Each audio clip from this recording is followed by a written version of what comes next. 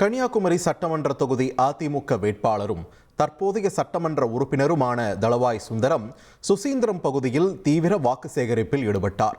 முன்னதாக அப்பகுதியில் உள்ள விநாயகர் கோவிலில் சுவாமி தரிசனம் செய்த அவருக்கு பொதுமக்கள் ரோஜா மலர் மாலை அணிவித்து உற்சாக வரவேற்பளித்தனர். திறந்த வாகனத்தில் வீதி வீதியாக சென்று ஆதரவு திரட்டிய தளவாய் சுந்தரத்திற்கு மக்கள் பொன்னாடை போர்த்தியும் ஆதரவை தெரிவித்தனர். அதிமுக மற்றும் அதன் கூட்டணி கட்சி தொண்டர்கள் திரளாக கலந்து கொண்டு வாக்குகளை சேகரித்தனர்.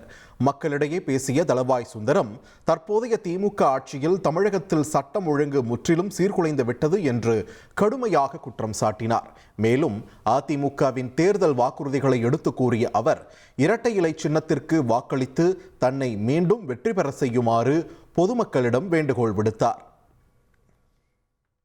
சுந்தரம் அவர்கள் சிறந்த வாகனத்தில் இதோ இந்த பகுதியிலே வெற்றி சின்னமா இரட்டை இலை இரட்டை இலை இரட்டை இலை.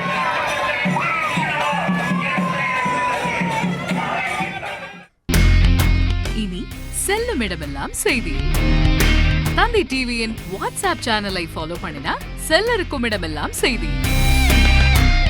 இதோ QR கோட் இப்பவே ஸ்கேன் பண்ணுங்க, ஃபாலோ பண்ணுங்க.